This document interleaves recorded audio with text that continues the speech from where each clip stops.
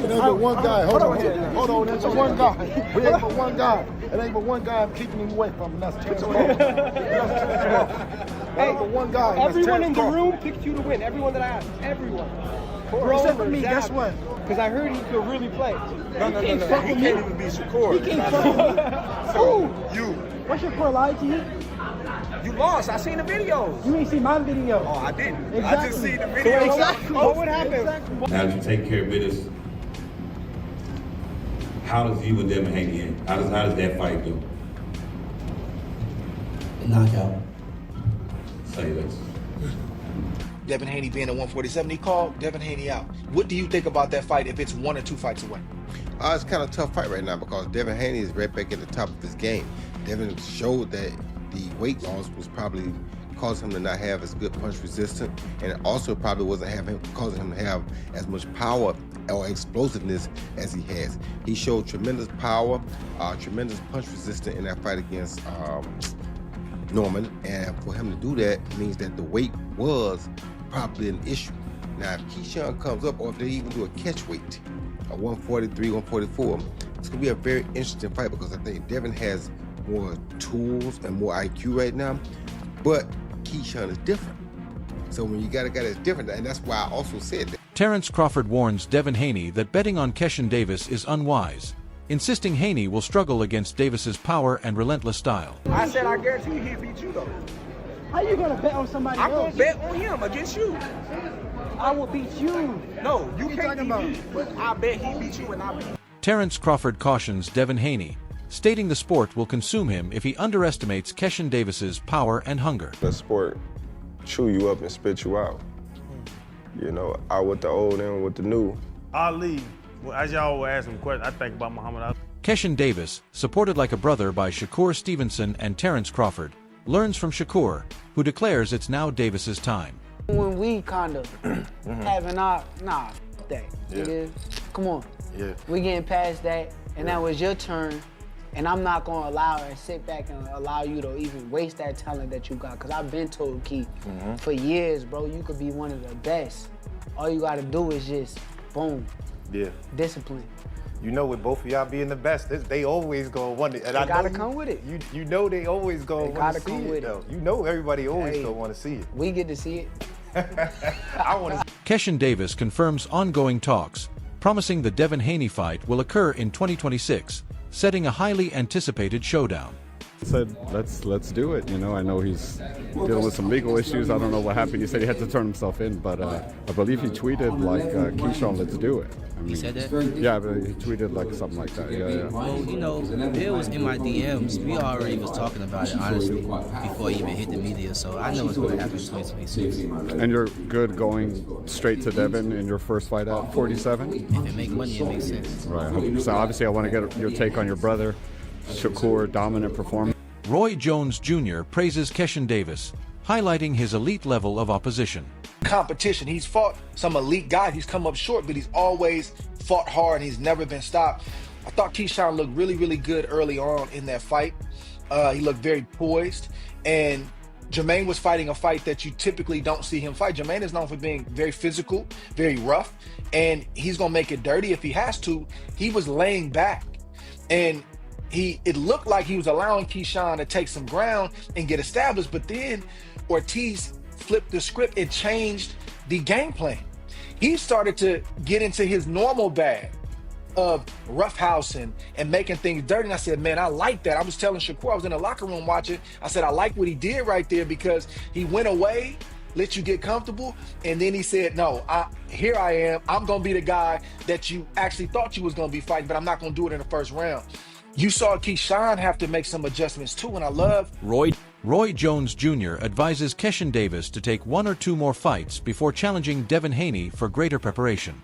Different, you understand me? So you gotta have that intangibleness about him, where he can be a different guy when it's time to be a different guy. You can never count him out. However, if I were pushing Keyshawn, I would have another fight or 2 before I fight Devin, just for experience purposes. And if I was Devin, I would try to jump on it right now before he gets those couple fights, because the more experience he gets, the harder he's gonna become to beat. Yeah, that's gonna be a tough fight, you know, for Keyshawn Davis. And I think in many respects, Devin Haney too. You can't take Keyshawn Davis light. He can really fight. He's really like that. The weight difference is a concern, and it's a fair question. Is he ready now? Is he ready a fight or two from now? But that's the fight really. If you really want to you want to scream, I'm back. That's the type of fight that you want, because obviously it's in the Turkey Al-Sheikh universe, and that's a fight that's gonna get. Greg Hackett gave his honest take on Keyshawn Davis versus Devin Haney, stating boxing needs such matchups to elevate the sport. He noted these fights pit fighters familiar with each other's strengths and weaknesses, raising the stakes. Hackett emphasized fans want the best versus the best, citing Haney versus Shakur Stevenson, Haney versus Teofimo Lopez, and now Davis versus Haney as battles that separate elites from B and C class opponents. The reason we need fights like that is because there's things each one of them know about each other. They know that those are great fights. We need those fights. We need those fights. We need the Dev and Shakur. We need the Dev and Tio. We need the Africa and Shakur, the Africa and Tio. Then we need the Gary Antoine mixed in there. We need the Lamont Roach mixed in there. It's a lot of guys. The Abdullah Masons mixed in there. It's a lot of guys we need mixed in there. You know what I'm saying? These are the fights we need. Those other guys, the B class, C class guys, they can't keep up with them, either physically or mentally, or both together. They can't keep up with them. You see it. What kind of message do you think Keyshawn, made it in possibly the 40 to 47 division, beating Jermaine Ortiz the way he did? I mean, I don't know. 47 is a different division. That was at 140. Hackett also addressed Davis's win over Jermaine Ortiz, noting its impressiveness at 140 pounds, but cautioning that 147 pounds is a different challenge. He doesn't believe Davis is too small, mentioning fighters often look bigger on TV. For Hackett, the key is whether Davis can maintain consistency and composure as he climbs. With his talent and hunger, Hackett sees Davis as capable, and a Haney fight as the high-level showdown boxing needs. John, is he too small for 147? He looked good at 40. No, I don't think he's too small. I don't think he's too small. These guys only look real big on TV. When you see these guys in person, they don't be that big. You know what I'm saying? So he's not too small, no. The thing is, with Keyshawn, can he keep it together? Can he keep it together mentally? If he can keep it together mentally, then we see great fights out of Keyshawn. If he do that he say he been doing, which I don't know if he was lying or not, saying that he was drinking and camp and shit like that, I don't know if that's true. I don't know if it's a lie. I don't know if it's, if he was telling the truth. I don't know. But if he can keep it together mentally, then we see great fights out of Keyshawn. Say Keyshawn Davis and Devin Haney happen next. Who would you favor? It's tough to see. An analyst recently addressed Keyshawn Davis's claim that nobody from 140 to 147 pounds can beat him. Davis has vocalized wanting to fight Devin Haney before moving to welterweight, a division the analyst called stagnant due to tied-up fighters like Ryan Garcia and Mario Barrios, leaving it needing new energy. 40 to 47, and he says he wants to fight Jermaine Ortiz and then move up to welterweight, which would be perfect because, like I told you, I really am the best in this business. Like, everything I say is like clockwork, right? It's amazing to me. Sometimes I amaze myself. So what am I talking about? I literally just said welterweight is dry. It's a stale, stagnant, horrible division right now. Not too many ways to mix and match the guys, and then the guys you could mix and match are pretty much busy. The Ryans, the Barrioses, and the Rollies, as I mentioned at the beginning of this video. And I told you it's going to require, this is how it works in the sport of boxing. I know because I've been here. The analyst explained boxing thrives when fighters move up in weight, creating new rivalries. He cited Jaron "Boots" Ennis leaving 147 for 154, sparking excitement with names like Sebastian Fundora, Virgil Ortiz, Jermel Charlo, and Errol Spence. He argued the same could revitalize welterweight if Davis, Shakur Stevenson, and Gary Antoine Russell move up. Davis's confidence and ambition could provide the momentum welterweight needs. 11. Facing Crocker.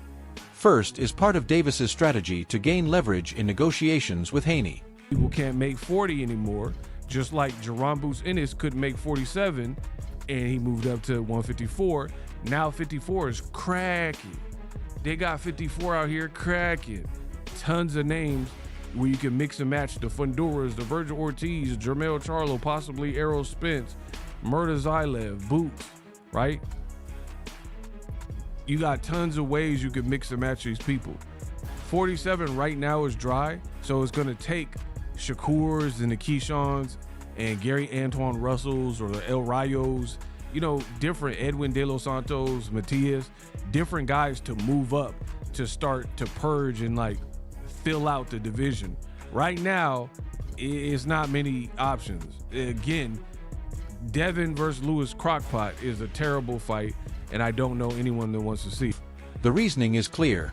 Crocker holds a belt Davis believes will increase his value for a Haney fight. Critics argue calling out Haney while knowing Crocker was next creates confusion and accusations of clout chasing. Fans expected a direct Haney fight, but boxing politics often intervene. Beating Crocker strengthens Davis's bargaining position and credibility. Some see this as calculated, others as misleading. Regardless, Davis remains a talked-about rising star, and his path to Haney generates major anticipation. Devin Haney. So, after you knocked out Jermaine Ortiz, let me get this straight. After you stopped Jermaine Ortiz, you made no mention of Louis Crocker. The first name you called out was Devin Haney, and the only name. Unless I missed the rest of the interview. And now, you saying you had a deal in place to fight Louis Crocker next. And then if it's worth your while, then you'll fight Devin Haney. Because, and I get it, he believes that he needs to get this belt from Louis Crocker for them to value him the way he wants to be valued. Floyd Schofield recently dropped a bombshell in his take on Keyshawn Davis versus Devin Haney. He acknowledged both bring excitement, but stated he doesn't believe Davis can beat Haney. Schofield gives Haney the edge due to experience and maturity, especially after showing new skill and composure in his last fight. He noted Davis looked strong against Jermaine Ortiz, but Ortiz seemed hesitant and never imposed himself, making Davis appear more dominant. Fight in negotiations with leverage with Devin Haney. I get it. So what's the point in calling out Devin Haney? Why didn't you tell the world, I'm going to fight Louis Crocker next? Because he knows it's not going to be acceptable. If he came out and he says, after Jermaine Ortiz, I'm fighting Louis Crocker, he knows that the fans ain't going to accept that. So he's saying Devin Haney multiple times because he understands what Devin Haney represents. This is what many people will call clout chasing. So you're using Devin Haney's name, but you know you have no intentions of fighting him next? Make this make sense. It all makes sense. Schofield also criticized the stoppage in the Ortiz fight, suggesting the referee gifted Davis by ending it too quickly without letting Ortiz rise. While respecting Davis's talent and dog mentality, he believes Haney is on another level, having absorbed clean shots without buckling. Schofield admitted Davis has the skills, size, and speed to be competitive, especially if he sharpens combinations earlier. Ultimately, he sees it as a great matchup, but one where Haney's experience and resilience may prove too much. Don't matter which one go up there, Devin is Devin. Devin going to show up. It's going to be a great fight with either one of them. Because Devin took a loss, and he don't want to take another loss, whether he got it cleaned off his record or not. He don't want to take another fight, though. I ain't gonna lie. Both of them are good fight. Even I don't think Keyshawn is going to beat Devin. I really don't believe Keyshawn will beat Devin. Too much experience? Why? I don't know. I just don't see. But off my prediction yesterday, I'm not gonna get that because people will say things. But skill wise, I don't believe this new Devin that showed up his last fight. Keyshawn is gonna be able to run through like he did Ortiz, a smaller guy who seemed like he didn't want to be in there. I ain't gonna lie. As much as I don't like Devin, I did not expect Devin to do that to Norm. Keyshawn Davis has made clear why he wants to fight Devin Haney. It's about belts and legacy. Davis explained hearing Haney might vacate his titles, representing an opportunity to claim them. He sees this as the perfect moment to prove himself at the highest level. Davis acknowledges Haney's experience and maturity, but insists his own youth, hunger, and skill set make him more dangerous. So what are you looking for? Are you looking for strengths? Are you looking for weaknesses? Like, which one do you prioritize? I look for everything. I look for where you get cut at every single fight. I look for if somebody fights you dirty, do you complain? I look for all that shit. Everything that's a weakness, I'm gonna use to my advantage. I like it. Prediction for the fight. I'm gonna knock his ass out. He's getting up out of there. He's getting up out of there. If y'all gamble respect on that shit, y'all gonna, yeah, I'm gonna get his ass up out of there. You referenced Devin Haney possibly vacating the belts. Yeah. Do you think after you get a belt, you'll eventually see him at like 140, 147? I was about to say shit. Oh, hell yeah. Like, I'd love to go to 140. Like, after I won my first world title, 35, I defended one time. I would have no problem going to 140 and test the waters out there and becoming champion at 2 different weight classes, just holding that shit down. Because I know I can do it. All right, so give me your hit list in order. Because you've been going at it with Frank. You've been going at it with Dev.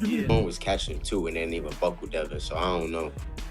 And Keyshawn's performance wasn't great. It was good. He stopped him. That the referee gave him a gift because the ref stopped it. He didn't even give Ortiz a chance to stand up. Not saying Ortiz would have won, but it wouldn't have been a knockout in that 12 seconds. No, that's what I'm saying. But it wouldn't have been a knockout. The ref gave that gift. He didn't even get his man the count to get up to 8. So or to 10. So I don't know. I would want to see the Keyshawn and Devin fight. He do got some dog in him, so I would like to see that. I like the new version of them though. I like the God more in it. The maturity of seeing them grow up as fathers. Like, yo, just to see these young men get into these points is amazing, and they still in their 20s. So I can imagine them in their 30s. When asked about preparation, Davis emphasized studying every opponent carefully, seeking weaknesses, whether they complain under pressure, cut easily, or falter.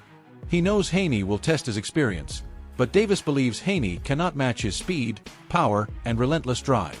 Davis predicts a knockout, stating Haney won't last under pressure. Confident and unapologetic, Davis insists beating Haney isn't just a win, it's a statement that he is boxing's future. Light-skinned kid might vacate them belts, so we just try to get to them jumps, you know what I'm saying? Is that a fight? Well, as far as Anthony Yiga goes, what does he bring to the table that can make this a difficult fight? He's southpaw. I never put a southpaw in pros yet. This is a 10-round fight, so I feel like if I was him, I feel like he probably gonna try to drown me. I think he'll try to come out fast, pressure me, you know what I'm saying, just try to drown me, you know what I'm saying, because I've never been 10 rounds, and I think that's probably his only way he feel like he can just make something happen, you know what I'm saying, because he know he don't got the skill over me, he know I'm the younger fighter, and he know he has the experience over me. So, you know, why not try to drown the younger fighter? You know what I'm saying? Yeah. Do you watch tape on the opponents, or you just adjust on the fly? Oh, I'm a businessman. I study.